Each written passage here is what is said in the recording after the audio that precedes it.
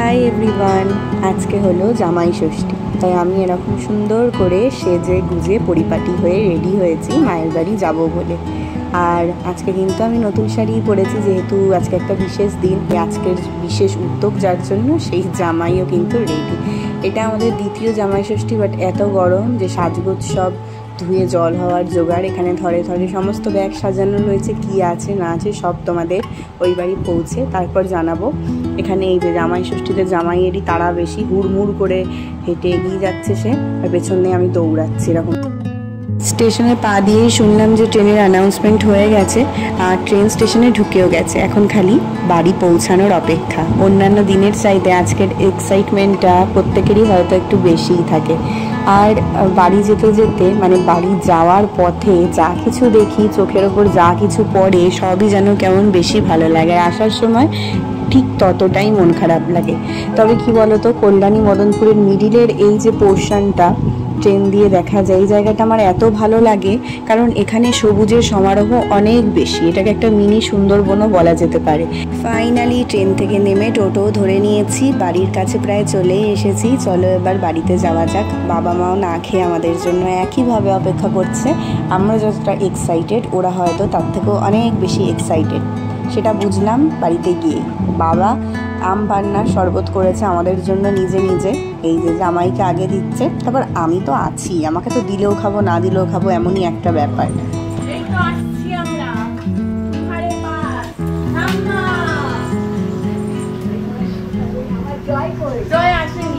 আমি সেই দিনগুলোর কথা ভাবতে চাই না, যেই দিনগুলো আসলে এই জড়িয়ে ধরা, এই মিষ্টি হাসি, এই হাতের ছোঁয়া, এই ভালোবাসা কোনোটাই পাবো না। বাবা মার সাথে সাথে একটা মানুষ বছরের প্রত্যেকটা দিনই হয়তো অপেক্ষা করে থাকে কখন আমরা আসবো, কখন সে আমাদেরকে দেখবে। তার জন্যই ছুটে ছুটে আসা। এই হাতে স্পর্শটা পেলে সত্যি মনটা ভরে যায়। এই দিকে শাশুড়ি জামাই আপ্যায়নের জন্য রেডি হচ্ছেন, এই যে ফলার সাজাচ্ছেন। সত্যি মার এই ফলার সাজানোটা দেখে বড্ড ছোটোবেলার কথা মনে পড়ছে। দিদা বাবা আর মেশোর জন্য এই রকমই ধরে ধরে ফলার সাজাতো। সে কত রকমের ফল, দুধ, চিড়ে, দই, কত কিছু। আর যখন বাবা মেশো সেইটা মাখতো, সেটা খাওয়ার জন্য আমার আর দিদির অপেক্ষা। বাবা সত্যি সেই দিনগুলো আর ফিরেও আসবে না, সেই দিনগুলোকে রিক্রিয়েটও করা যাবে না, আর আমরা ভুলতেও পারবো না। বাবা এখানে বাবার জামাইয়ের জন্য স্পেশালি তার পছন্দের নবদ্বীপের ক্ষীর দইও আনিয়েছে। তো সব নিয়ে চলছে জামাই ষষ্ঠীর জোরদার প্রস্তুতি। এইখানে চলছে এখন আশীর্বাদ পর্ব। আসলে আমাদের বাড়িতে না জামাই ষষ্ঠীর নিয়ম নেই, মানে যে প্রপার নিয়মটা হয় বাটা দেওয়া, সেই নিয়মটা নেই। ঠাম্মাও পিসিমণি পিসানের ক্ষেত্রে যেটা করতো, মাও তাই করে। ধান দুর্বা দিয়ে আশীর্বাদ করা আর খাওয়ার যেটুকু যা নিয়ম থাকে সেটা পালন করা। তো যে পরিমাণ দেওয়া হয়েছিল সেখান থেকে এই দুজনের হয়ে গেছে, আরও কমাতে হয়েছে, কারণ নয়তো পেটটা ফেটে যেত। আর এই মাখাটা খেতে যে কী ভালো লাগে, তার মধ্যে নবদ্বীপের ক্ষীর দই পড়ে তার স্বাদ যেন আরও 10 গুণ বেড়ে গেছে। হলো সকাল, এইবারে দুপুরের খাবারের প্রস্তুতি। মার একা হাতেই দেখলাম 60% রান্না আমরা যাওয়ার আগেই হয়ে গেছে। বাকি 40% রয়েছে। কি কি রান্না হচ্ছে না হচ্ছে সব তো তোমাদের দেখাবোই, আগে মায়ের হয়ে যাক। এখানে এখন দেখতে পাচ্ছি মুসুর ডাল নেমেছে আর চিংড়ি মাছ হবে। আর তোমাদের একটা জিনিস দেখাই, দেখো এই যে আমার সেই কারি পাতা গাছটা, যেটা সাক্ষী তোমরা আছোই, সেটাতে কি সুন্দর ফল এসেছে। এখানে এক থোকা এসেছে, আর ওই যে ওইদিকে আরও এক থোকা রয়েছে। আমি না এর থেকেও অনেক বড় কারি পাতা গাছ দেখেছি, কিন্তু তাতে কখনো ফল হতে দেখিনি। আর আমার এইটুকু ছোট্ট গাছে কি সুন্দর ফল এসেছে, আর কি ভালো গন্ধ ফলগুলোর। যদিও আমি খুব একটা গিফট শেয়ার করতে পছন্দ করি না, আগের বছরও করিনি, তো ভাবলাম এই বছরটা করি। এই যে দুটো কুর্তা দেখছো, এগুলো হচ্ছে বাবা কিনেছে ওর জন্য। কারণ আমাদের তো জানোই যে সিচুয়েশান, আমাদের কোথাও সেরকমভাবে বেরোনো হয় না, আর ও কমফোর্টেবল জিনিস পরতেই বেশি ভালোবাসে। তাই জন্যই বলেছিল যে এরকম একদম হালকা ঢিলে ঢালা কুর্তা কিনতে। তো বাবা এই জন্য ওর জন্য এরকম আজরাক প্রিন্টের ওপর কুর্তা কিনেছে। দুটোই সুন্দর, কিন্তু ওই নিচের যেটা দেখালাম ওটা না আমার বেশি ভালো লাগছে। পুরো মনে হচ্ছে যে এটা পরে এখনই শান্তিনিকেতন চলে যাওয়া যাবে, এতটাই ট্র্যাডিশনাল। এছাড়াও ছিল 3/4 প্যান্ট, যেটা সে এখনই পরে বসে আছে। আর এটা দেখো, এটা আমার শাড়ি। মা বাবা জিজ্ঞাসা করেছিল যে কি শাড়ি নিবি। প্রথমে আমি কিছুই নিতে চাইছিলাম না, কারণ আমার এখনই 1 বছর 3 মাস হলেও বিয়ে হয়েছে, আলমারি ভর্তি শাড়ি, আর পরে কোথাও যাওয়াও হয় না। এদিকে আমার শাড়ি পরতে বেশ ভালো লাগে। তারপর আমি বলেছিলাম আমার কটনের ওপর কোনো শাড়ি নেই, তো কটন শাড়ি নিও। তো মা দেখো এরকম একটা সুন্দর নরম তুলতুলে মলমল শাড়ি আমার জন্য নিয়ে এসেছে, যেটা আমার খুব খুব পছন্দ হয়েছে, বিশেষ করে এর কালারটা। এবার চলো দেখাই বাবার জন্য কি কি নেওয়া হয়েছে। বাবার জন্য নেওয়া হয়েছে এরকম একটা টি শার্ট, কারণ আমার বাবা সবচাইতে টি শার্ট পরতেই পছন্দ করে।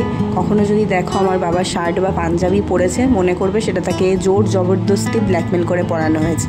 তো এত সুন্দর লেগেছে আমার এই টি শার্টটা, একবার দেখেই পছন্দ হয়েছে। কি সুন্দর বেইজ আর অফ হোয়াইট কম্বিনেশানে, আর খুব কমফোর্টেবলও এর কোয়ালিটিটা। আর সাথে নেওয়া হয়েছিল একটা 3/4, কারণ বাবা 3/4 পরেও বেশ কমফোর্ট ফিল করে বলেই আমরা জানি। আর সাথে এরকম একটা টুপি নেওয়া হয়েছে, কারণ বাবা যেহেতু রোদের মধ্যে সাইক্লিং করে অনেকটা যাতায়াত করে, কাজে যায়, তো সেই জন্য টুপি বাবার সব সময় লাগে। আর টুপির সাথে দুটো মজার জিনিস দিয়েছে, একটা হচ্ছে সানগ্লাস, যেটাই যে বাবা এখন পরে ট্রায়াল দিচ্ছে। আমরা তো ভীষণ প্রথমে হাসাহাসি করছিলাম যে কেমন চোখ অপারেশন হয়েছে এমন একটা সানগ্লাস, কিন্তু তারপর দেখলাম বাবাকেই সব থেকে বেশি মানাচ্ছে সানগ্লাসটা পরে। আর সাথে একটা ওই হাতে যে স্ক্রিন গার্ডগুলো হয় না, সেরকমও একটা দিয়েছিল। আর এইবার আসি আমার মায়ের গিফটে। মায়ের জন্য নিয়েছি একটা ইন্ডাকশান, কারণ আমাদের এই বাড়িতে ইন্ডাকশান ছিল না। আর সত্যি কথা বলতে আমার বিয়ে হয়ে যাওয়ার পর মাকে একা হাতে 100 দিকই আমি বলবো 100টা দিক সামলাতে হয়। তো সেক্ষেত্রে যদি এরকম একটা কিছু কাজের জিনিস দেওয়া যায় যেটা তার কাজকে সহজ করবে, তাকে সাহায্য করবে, তো তার থেকে ভালো কিছু হয় না। তাই সেই জন্য মনে হলো এটাই সব থেকে সুইটেবল গিফট। এখানে বসেছে একটা আড্ডার মজলিস, জামাইবাবুর সাথে তার শালাবাবুদের আলাদাই একটা আড্ডা চলছে। সত্যি যখনই আমরা আসি তখনই ফুটফুটি দিদি আর আমার এই 2 ভাই আমাদের সাথে দেখা করতে আসবেই। আর এটা না একটা আলাদাই স্পেশাল ফিল করায় আমাদেরকে। চলো, মায়ের সব রান্না হয়ে গেছে, এবার তোমাদের দেখাই জামাই ষষ্ঠীতে আজকে কি কি মেনু রয়েছে। শুরুতেই রয়েছে মুসুরির ডাল, তারপরে রয়েছে 5 রকম ভাজা, এটা হলো সর্ষে বাটা দিয়ে পাবদা মাছের ঝাল, এটা হলো আমার খুব পছন্দের আলু পটল দিয়ে চিংড়ি মাছের রসা, আর এটা হলো কাতলা মাছের কালিয়া, আর এটা হচ্ছে খাসির মাংসের রসা। রসাই বলবো, এটা কষাও না আর ঝোলও না, তার মিডিলে, তাই এটা রসা। আর এখানে রয়েছে আমের জেলি জেলি চাটনি, যেটা দেখেই খুব লোভনীয় লাগছে। আর সাথে স্যালাড হিসাবে কেটে নেওয়া হয়েছে বেশ কিছুটা শসা। শাশুড়ি মাতা সুন্দর করে এখানে জামাই বাবা জীবনের পাত সাজিয়ে গুছিয়ে তাকে খেতে দিয়েছেন। আর সত্যি কথা বলতে বলার আর অপেক্ষা রাখে না অবশ্য, যে প্রত্যেকটা রান্না সুপার ডুপার হিট হয়েছিল। বিশেষ করে মাটনটা যে কি টেস্টি হয়েছিল খেতে, সে আর আমি তোমাদের না খাইয়ে কীভাবেই বা বলি। জামাই বাবাজির মুখের হাসিটা অতটা বেশি চওড়া কিন্তু হয়েও হতে পারছে না, কারণ তার পেটে জায়গাটা একটু কম আছে। তো বাবা আর ও একসাথেই খেতে বসে পড়েছিল, বাবাকে আর ওকেই আগে দিয়ে দিয়েছিলাম, আর মা আর আমি পরে খেয়েছি। আর খেয়ে দিয়ে গরমে হাঁসফাঁস করতে করতে আমার অবস্থা তো একেবারে কাহিল।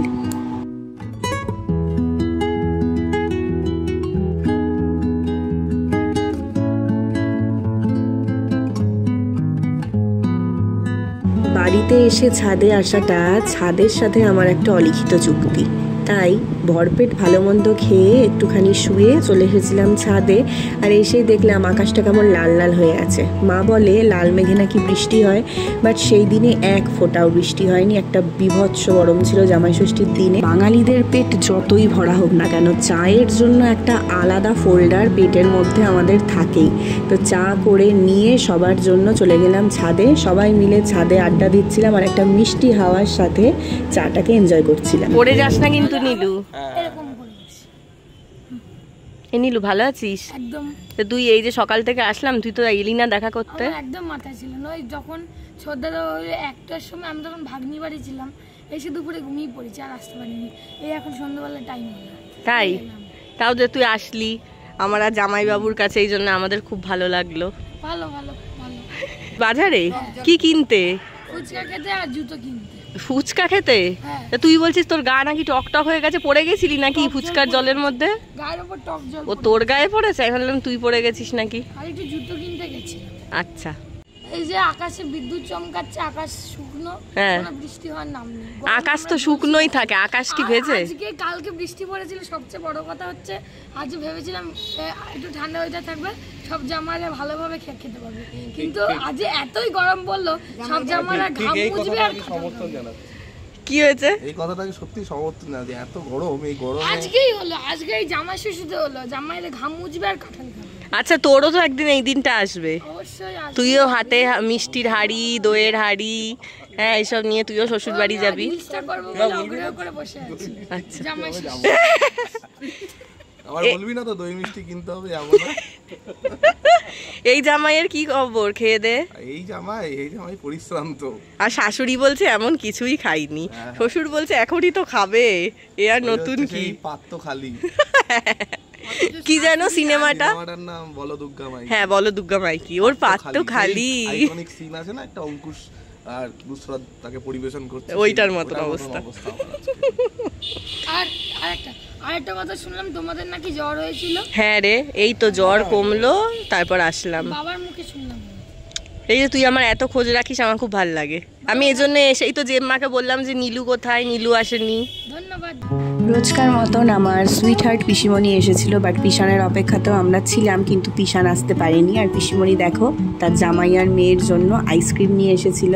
9টা নাগাদ নেমে রেডি হয়ে দুটো মুখে দিতে বসলাম, পেটে এক ফোঁটাও জায়গা ছিল না। বাট মা ওই যে সকাল থেকে একইভাবে আপ্যায়নে ব্যস্ত, তার কোনো এনার্জির ত্রুটি নেই। ওভার জামাই ষষ্ঠী। হ্যাঁ দেখছো সবাই অত্যন্ত বিধ্বস্ত জামাই ষষ্ঠী, মানে এটা কিন্তু আদর যত্নে বিধ্বস্ততা এসছে আর কি। তো ফাইনালি এবার রওনা হচ্ছি আর কি। আমি লাস্টে আর পারলাম না খেতে, নষ্ট করলাম, আমি পারলাম না। জামাই ষষ্ঠী খাওয়াটা ইনস্টলমেন্টে করার ব্যবস্থা করতে হবে নেক্সট ইয়ার থেকে, নেওয়া যাচ্ছে না সিরিয়াসলি। মা আজকে এত বেশি রান্না করেছে, ওরে বাবারে, মানে এখন বাড়ি যাওয়াটাই কষ্টকর। এখন যেন মনে হচ্ছে স্টে করে যেতে পারলে ভালো হতো। অনেকগুলো দিনের নানান রকম প্ল্যান, প্রোগ্রাম, রান্না বান্না, সারাদিনের কত মজা আনন্দ খাওয়া দাওয়ার পর আজকের দিনটা এখানেই শেষ। চলো তাহলে আমরাও এবার বাড়ি ফিরি। আজকের মতন ব্লগটাও এখানেই শেষ করছি। আমাদের এই দ্বিতীয় জামাই ষষ্ঠীর ব্লগ তোমাদের কেমন লাগলো জানাতে কিন্তু একদম ভুলো না। আর আমাদের প্রথম জামাই ষষ্ঠীর ব্লগের লিঙ্কটাও আমি ডেসক্রিপশানে দিয়ে দেব, তোমরা চাইলে দেখে নিতে পারো যারা এখনও দেখোনি। আজকের মতন good night and good bye.